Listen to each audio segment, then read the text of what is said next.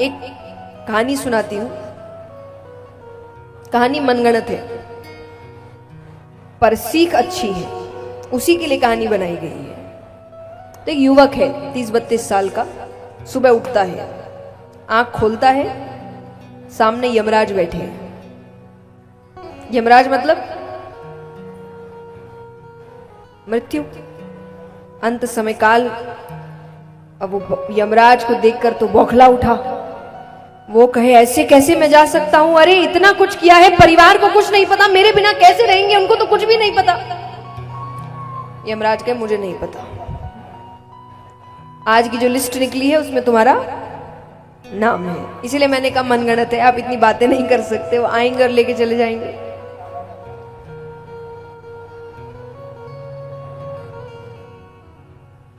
तो यमराज कहे कि आज की जो लिस्ट निकली है उसमें तुम्हारा नाम है।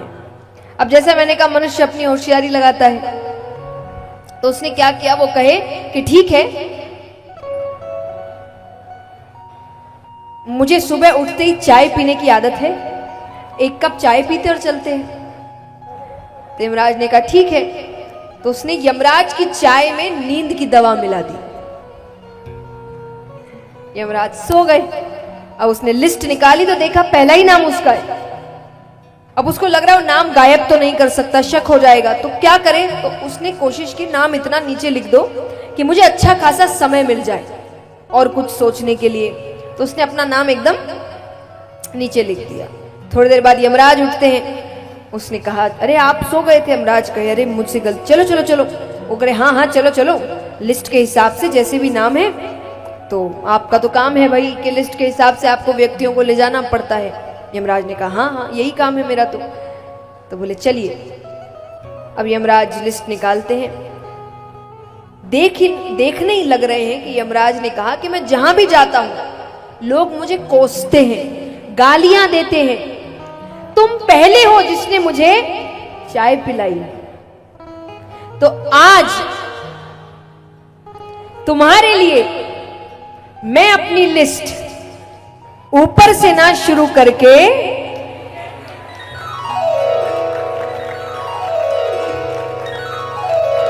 नीचे से शुरू करूंगा।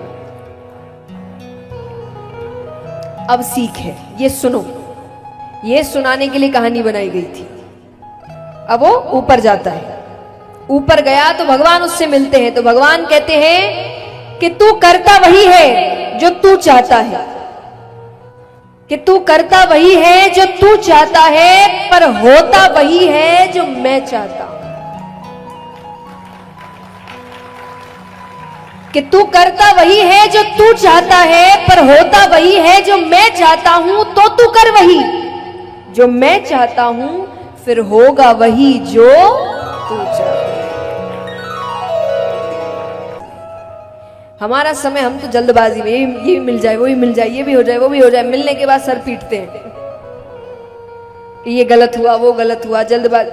भगवान ऐसे काम नहीं करते। और इसीलिए भगवान के लिए एक बहुत ही प्रसिद्ध कहावत है कि भगवान के घर देर है, देर का मतलब है धैर्य, समय लगेगा, जल्दबाजी में कुछ नहीं होगा, पर अंधेर नहीं होगा, ये पक्की बात है।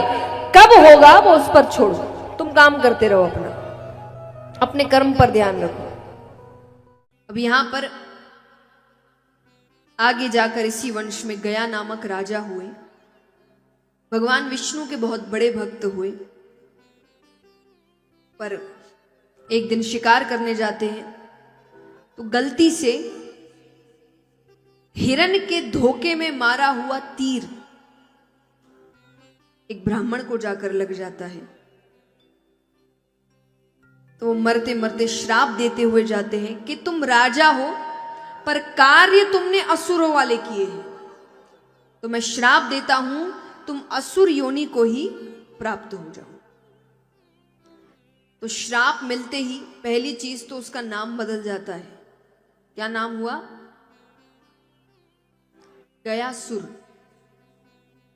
गया नामक राजा असुर बनते ही नाम पड़ा गयासुर, और असुर बनते ही उसका शरीर 5 कोस तक फैल गया।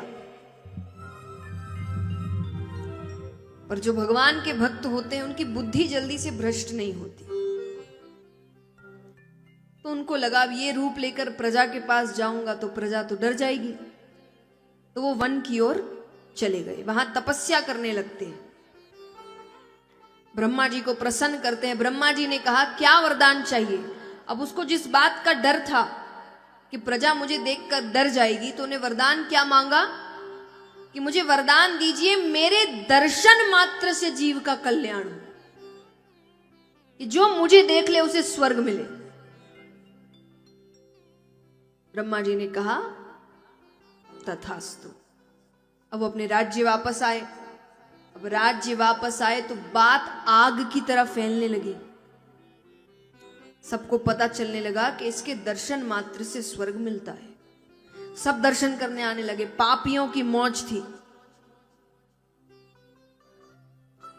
कितने ऐसे आए जिन्होंने जीवन भर पाप किए थे, पर अंत समय था, गयासुर के दर्शन किए, स्वर्ग। तो यहां संतुलन बिगड़ने लगा। भगवान के अब सबसे बड़ी बात है, मार भी नहीं सकते उसको, क्योंकि उसकी क्या गलती। कोई आपको देखकर चला जाए, इसमें आपकी क्या गलती। तो लोग आ रहे हैं, दर्शन करके जा रहे हैं, पर भगवान ने कहा कुछ ना कुछ तो करना पड़ेगा, वरदान वापस ले नहीं सकते। और उसकी गलती नहीं है कि गलती के हिसाब से मारे, तो अगर भगवान मारेंगे भी तो इल्जाम भगवान पर लगेगा, कलंक भगवान पर लगेगा कि किसी ऐसे को मारा जिसकी कोई गलती थी नहीं। फिर भी भगवान कोशिश कर रहे हैं, तो भगवान नीचे आते हैं। भगवान ने कहा गयासुर हमें एक यज्ञ करवाना है। अब भगवान ने उन शब्दों का ध्यान रखा जिस शब्दों से अब गयासुर बड़ा प्रभावित हो चुका है, यानी वो अपने आप को वैसा ही मानता है। तो भगवान कहते हैं कि मुझे एक यज्ञ करवाना है, तो एक स्थान चाहिए। गयासुर ने कहा कैसा स्थान चाहिए बताइए। बोले स्थान ऐसा हो जो इतना पवित्र हो कि उस स्थान के दर्शन मात्र से जीव का कल्याण हो, जो उस स्थान को देख ले उसे स्वर्ग की प्राप्ति हो। अब जैसा मैंने कहा, गयासुर का शरीर 5 कोस तक फैला हुआ था। तो उसने कहा ऐसा तो सिर्फ मैं ही हूं, आप मुझ पर यज्ञ करिए।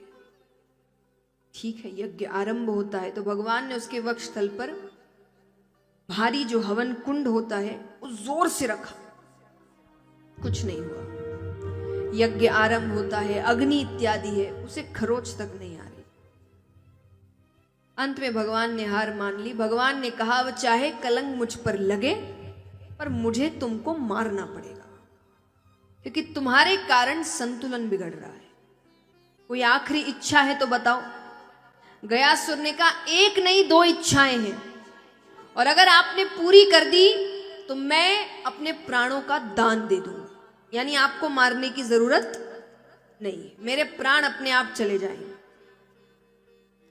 भगवान ने कहा कौन से 2 वरदान। बोले पहली चीज, इस यज्ञ को करते हुए, जब भी आप कोई सिर्फ यज्ञ ही नहीं कोई भी मंगल काम करते हैं, उस स्थान पर देवी देवता आते हैं, यहां भी है, इसलिए कि जो मंगल कार्य आरंभ हुआ है वो विराम तक भी जाए।